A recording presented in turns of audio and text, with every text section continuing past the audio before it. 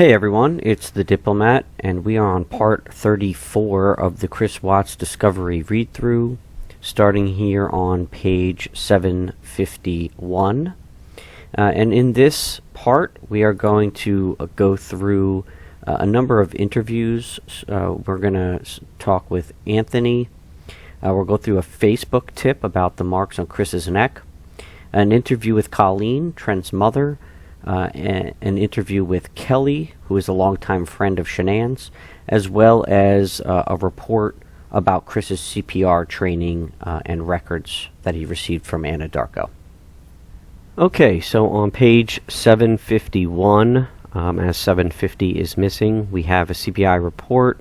Description is text messages with the mistress. Occurrence is from August 16th to September 5th. And this is Kevin Kobach as the reporting law enforcement officer. This is just a synopsis. On August 16th, I, Kevin Kobach, was assigned to interview the mistress regarding this case. From August 16th, 2018, my communication with the mistress, with the exception of recorded interviews, was completed by text message. The attached screenshots represent all text messages between the mistress and I from August 16th to September 4th. On September 4th, the mistress met me and Frederick Police Detective Dave Baumover at the CBI Lakewood office. Detective Baumover has taken over responsibility for communication and information gathering from the mistress. Synopsis only, no further narrative is associated with this report. Refer to the attached screenshots of text messages for further. And then it lists the mistress's name, and then that 752 is not there. Okay, so page 752 is missing. We are on 753, which is the CBI report. Description: interview with Anthony, co-worker at Anadarko. This is August 30th, and it is Greg Zentner. Action taken. On Thursday, August 30th, I interviewed Anthony at the Anadarko offices located in Platteville, Colorado. Anthony worked with Chris Watts in the oil fields for Anadarko. This interview was recorded.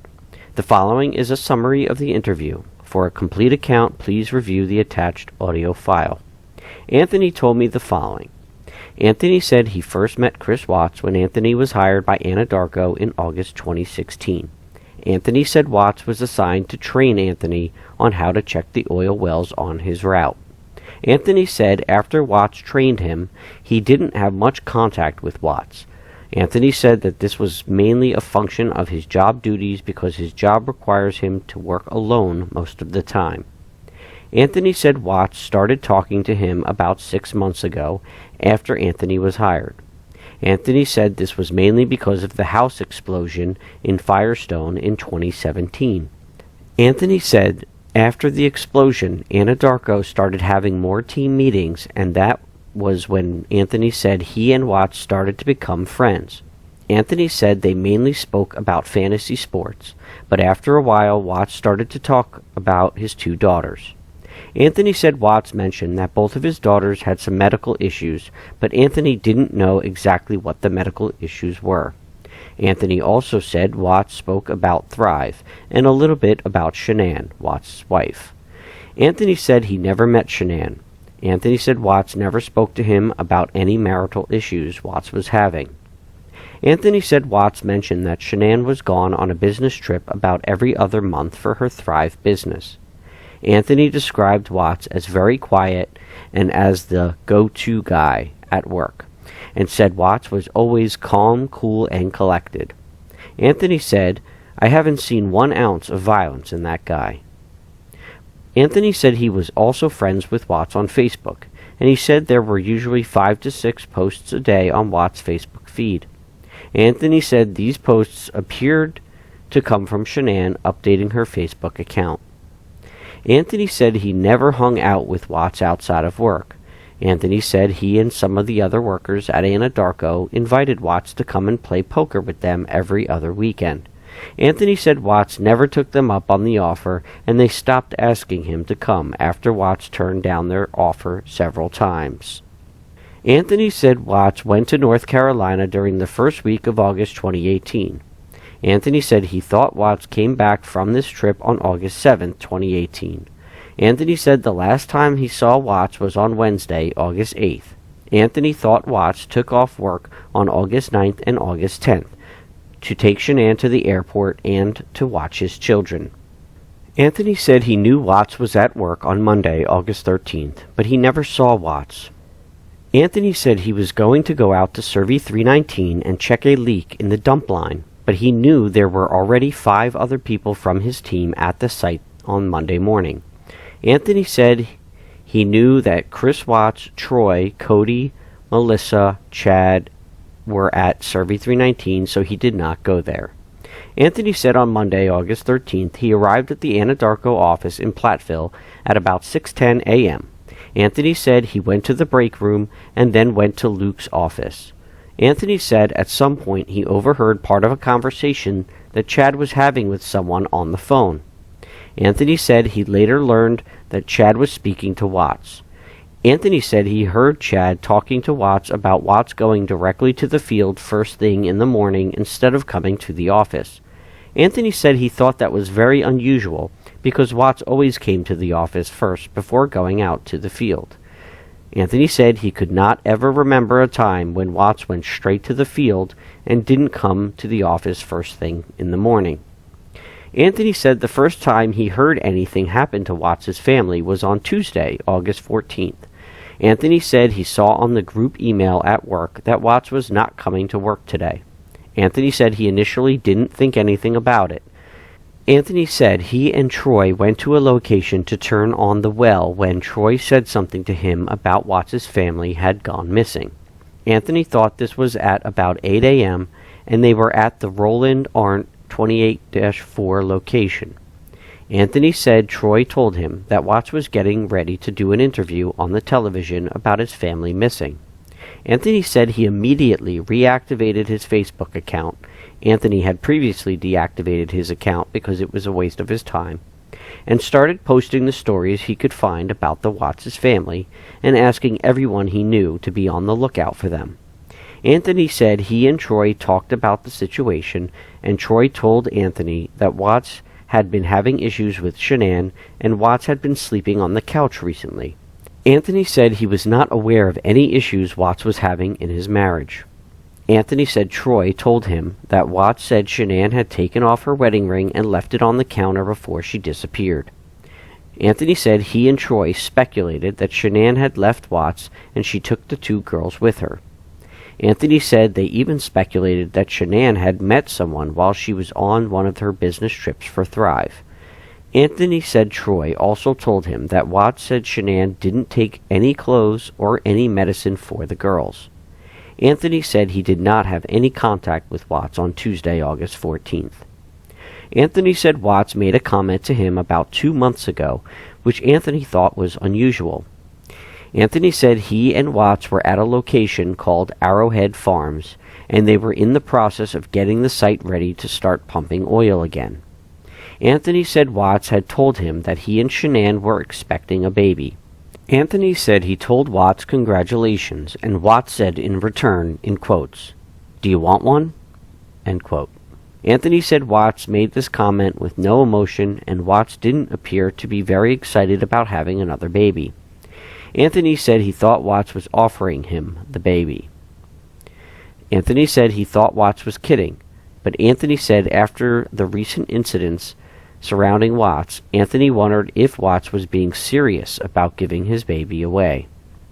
Anthony said now that he has had a chance to think about the situation, he thinks Watts may have been dating a girl in the Anadarko office. Anthony said he thought Watts was dating a girl named the Mistress. Anthony said he saw Watts and the Mistress standing near the break room talking together. Anthony said he thought Watts and the Mistress were standing extremely close, and Anthony thought that was unusual. Anthony thought that happened about 5 months ago. Nothing further. Greg Zentner. Attachments audio file of Anthony. Okay, on page 759, as 758 is missing, we have a CBI report description: CBI Facebook tip, possible teeth marks on Chris Watts' neck. This is September 5th, and reporting law enforcement officer is Tammy Lee. On Wednesday, September 5th, the CBI Facebook page received a message from user Rebecca. Rebecca indicated she had also notified the FPD regarding potential teeth marks on Chris Watts' neck. Rebecca provided what appeared to be still images of Chris taken from his interview on the local news and still images of his daughter, Celeste's teeth. The images and messages from Rebecca are attached to this supplement. It should be noted images of Chris's neck were taken the evening of August 15th, following his arrest, and the images were maintained by the FPD. So we have just witness listed there, this Rebecca. Okay, the next page is 761. 760 is missing.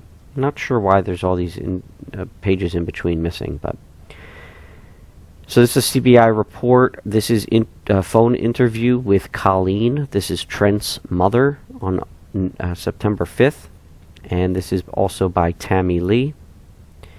On Wednesday, September 5th, I conducted a phone interview with Trent's mother, Colleen. This report documents the information learned from Colleen. Action taken. On Wednesday, September 5th, I called and spoke with Trent's mother, Colleen.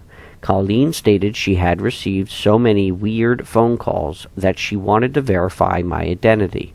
Colleen agreed to call the CBI's main number so she could ask to speak with me. A short time later, Colleen called and we spoke about Trent. During the phone interview, Colleen told me the following. She knew Trent was involved, in quotes, in this Chris Watts thing. Trent talked to her, but her and her husband Dave are extremely private people. In quotes, obviously Trent didn't follow suit, end quote. She recalled Trent took care of their house in Glen Rock, Wyoming, estimated to be February, March, or April 2018, when she and Dave were in Arizona. Trent had a stalker at the time who sent him some very ugly texts. She called Trent to see how he was doing, and Trent told her he had a friend named Chris staying with him for the weekend. Trent told her Chris was from Colorado. Trent never told her Chris's last name. With regards to what she knew about Damian. Damian was Trent's on and off again boyfriend for a long time. She does not know Damian's last name. Trent is gay and has always been very secretive about his boyfriends. She met Damian on one occasion approximately 3 to 4 years ago. Trent introduced Damian to her as his quote-unquote friend. Damian came to her residence with a group of Trent's friends.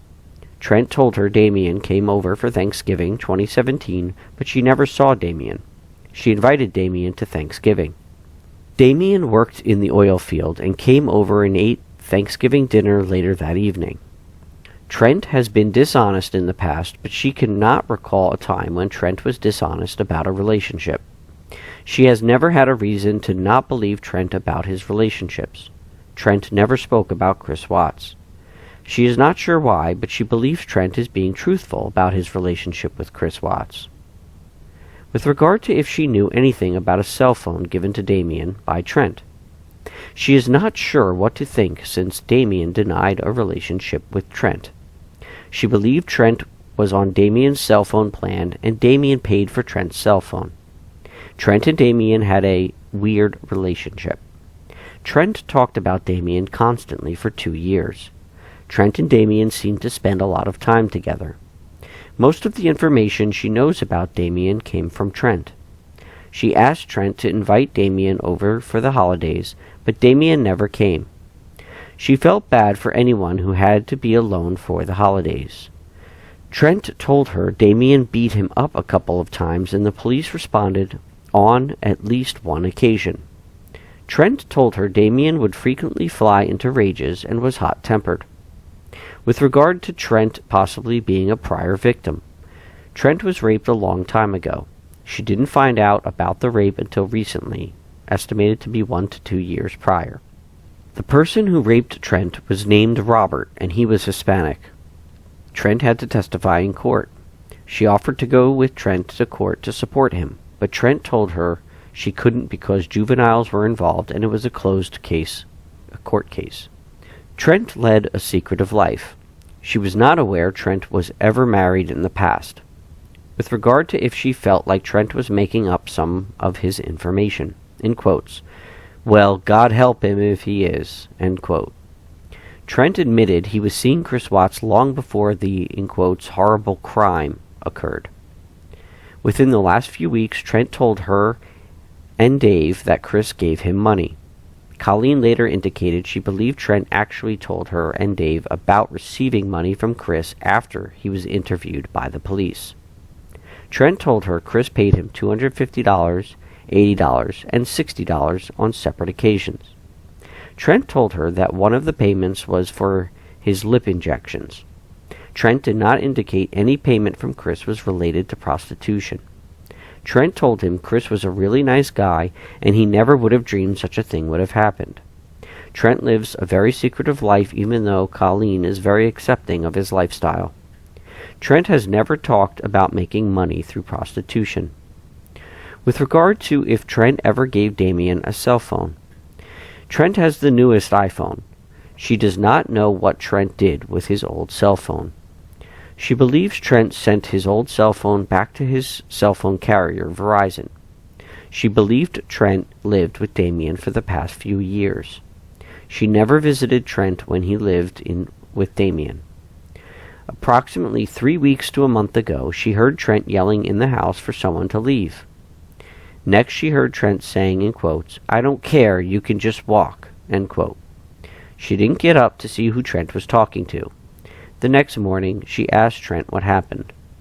Trent told her Damian was over and he yelled at him to leave. They live in the country and their roads are very bad. Trent told her Damian parked his newer Dodge Charger far away from their residence due to the condition of their roads. She has never seen Damian's vehicle. With regard to what types of things Trent has been dishonest about in the past, Trent never told her about Chris giving him money until after Trent talked to the police.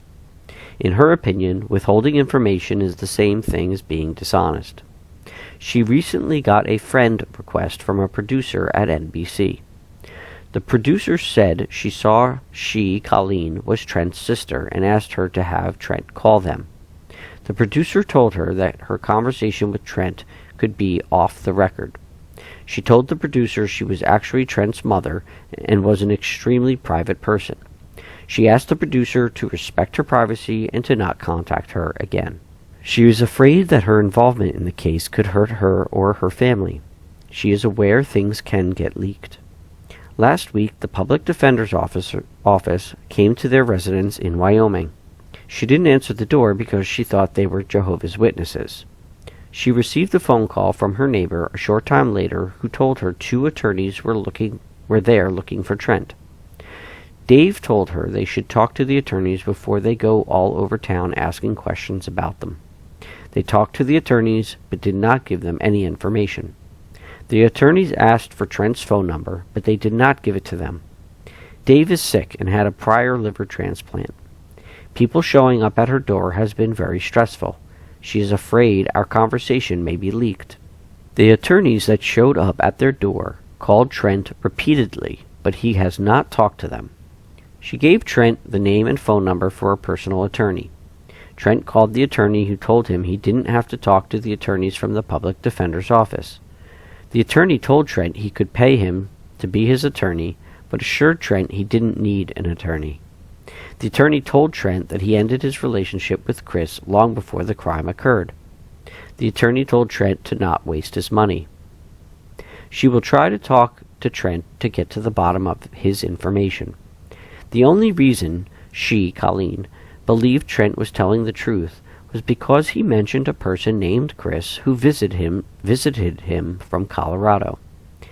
At the end of the phone interview, I thanked Colleen for speaking with me and told her I would call and speak with her the next morning. Attachments. Phone interview with Colleen. Okay, we're on to page 767. 766 is not in here. We have another CBI report. This description is phone interview with Kellie, friend of Shanann Watts. This is on September 5th. and this is by Greg Zentner. So this is a phone interview with Kellie, who is a longtime friend of Shanann's. Action taken. On Wednesday, September 5th, I contacted Kellie and conducted an interview with her over the telephone. Kellie lives in New Jersey. This interview was recorded. The following is a summary of the interview. For a complete account, please review the attached audio file. Kellie said she has known Shanann Watts since they were children. Kellie said they lived in the same neighborhood when they were growing up. Kellie said she lost contact with Shanann for a while, but they were able to reconnect via Facebook about 10 years ago. Kellie said she has been out to Colorado on a couple of occasions to visit Shanann. Kellie said the last time she was in Colorado was 2014. Kellie said the last time she saw Shanann was the last part of April 2018 when she met Shanann in New Orleans for a Thrive conference. Kellie said they were together for about 5 days at this conference. Kellie said she and Shanann stayed in the same hotel room for their stay. Kellie said Shanann never said anything to her about having any relationship issues with Chris Watts. Kellie said she never saw anything that led her to believe Shanann and Chris were having problems in their marriage. Kellie said she overheard several conversations Shanann had with Chris on the phone, and Kellie said the conversations appeared to be normal and not contentious. Kellie said the last time she had any contact with Shanann was about a week before Shanann and the girls were reported missing, approximately August 5th. Kellie said Shanann was telling Kellie that she was ready to go back to Colorado from North Carolina. Kellie said Shanann was also texting her about how excited Shanann was to go to Arizona for the most recent Thrive conference, coming up on the weekend of August 11th through 12th. Kellie said on Monday, August 13th, at about 6 p.m. Eastern Time, she saw a Facebook posting from Shanann's brother Frankie about Shanann, Bella, and Celeste were missing. Kellie said she called Shanann's mother and learned Shanann and the girls were reported missing and the police had Shanann's cell phone. Kellie also said Shanann's mother told her that Chris, in quotes, hadn't been himself while he was in North Carolina, end quote, and Chris was standoffish during his visit to North Carolina during the first week of August. Kellie said Shanann's mother also commented about Chris backing his pickup into the driveway early in the morning on Monday, August 13th. Kellie said this was unusual and concerning to Shanann's mother. Kellie said she started texting Shanann's husband after she spoke to Shanann's mother. Kellie said she was texting Chris to find out what was going on. Kellie had several text message exchanges with Chris on Monday night and Tuesday during the day. Kellie provided screenshots of the text messages she had with Chris. Please see the attached screenshots of text messages between Kellie and Chris. Nothing further. 9 screenshots of text messages between Kellie and Chris about Shanann and the girls going missing. Audio file of interview with Kellie, and screenshot from Facebook of Kellie and Shanann May 1st. Those were all the attachments. So hopefully we'll see those screenshots. But right here we're going into a CBI report.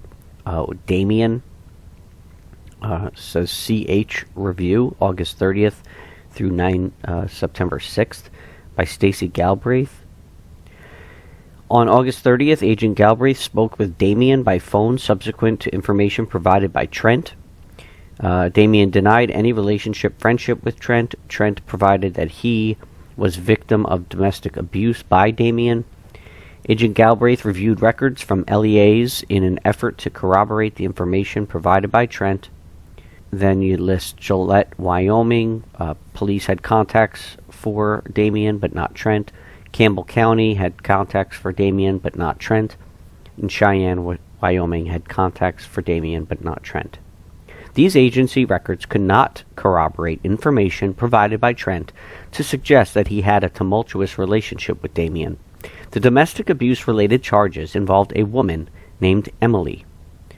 The reviewed LEA records are attached to this supplemental report. So it looks like they must have been on to Trent, at least at that point, if some of what he was saying could not be corroborated. Now here's Damian listed in this report, and his occupation is called roughneck oil drilling.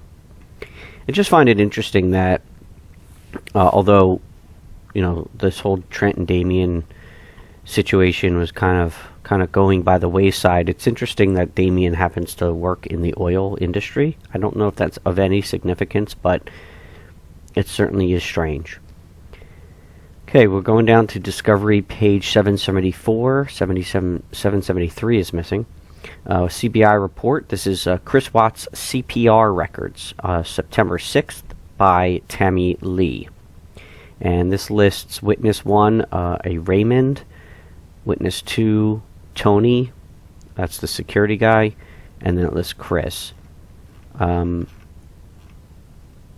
then the synopsis says, during the investigation into Shanann, Bella, and Celeste, Chris Watts had stated during his interview that he did not perform any life-saving measures on his daughters because he had never been taught CPR as it pertained to children. This report documents follow-up conducted related to Chris's prior CPR training through his employer, Anadarko. Action taken. On Wednesday, August 15th, Chris Watts was interviewed regarding the disappearance of his pregnant wife and 2 young daughters. Chris later admitted during his interview that he observed his wife actively strangling his 3-year-old daughter Celeste. Chris stated he observed Celeste was already blue and limp, so he did not perform resuscitation or any life-saving measures, to include not calling 911. Chris went on to state he did not perform CPR on Celeste because he only had adult CPR training, which used adult mannequins, and he wouldn't even know how much pressure to use on a child. On Thursday, August 16th, I contacted Anadarko's regional security manager, Tony. I asked Tony if he could provide Chris's CPR training from Anadarko. On Monday, August 20th, I received an email from Tony with an attached spreadsheet showing Chris's CPR training. The spreadsheet is attached to this report and showed Chris Watts, user ID, there's a number, was trained on CPR on March 4th and March 4th, 2015, and May 16th, 2017. The course was titled First Aid CPR. Tony's email further stated that the CPR class Chris attended did touch on CPR for children, although the students did not perform exercises on child mannequins. I replied to Tony's email and requested instructor information so I could speak with him about the training. On Tuesday, August 21st, I received an email from Tony who advised all requests for additional information were now routed to Jennifer, who was part of Anadarko's legal team. On Thursday, September 6, 2018, I sent an email to Jennifer asking if she had contact information for the instructors and the curriculum from Chris's prior CPR trainings. Jennifer called me a short time later and advised Anadarko contracts with SRP Environmental LLC out of Evans, Colorado. Jennifer also advised the CPR training received by their employees would have a pediatric CPR component. Jennifer advised their contact for the CPR training is Raymond. After speaking with Jennifer, I called Raymond and requested to speak with the instructors and obtain the curriculum from the trainings.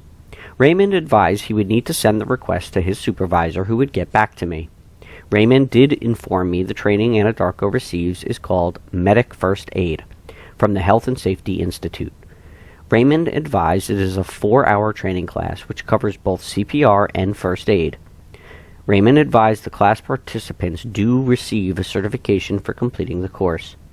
The receipt of the training logs and curriculum is still pending. Once they are received, they will be attached to an additional supplemental report. Attachments, First Aid CPR course, Learning History spreadsheet. So that's where we're going to stop this part, finishing up page 777. And, that last report especially was very telling of Chris. Any parent would try something to resuscitate their child, even if they've never taken a CPR course of any kind, but especially if they took a CPR course, they would have a better understanding of what to try and do, even if it was a CPR course for adults. It was very obvious, especially without calling 911, that Chris had no intention of trying to save anyone but himself. So, thank you so much for continuing on this journey with me. and all of us in getting the facts as stated by law enforcement. I appreciate all the support. You guys are awesome, and it's just been an interesting ride through all of this, but I appreciate you being here. In loving memory of Shanann, Bella, Celeste, and Nico, and God bless the Rusek family, this is The Diplomat. Have a great day.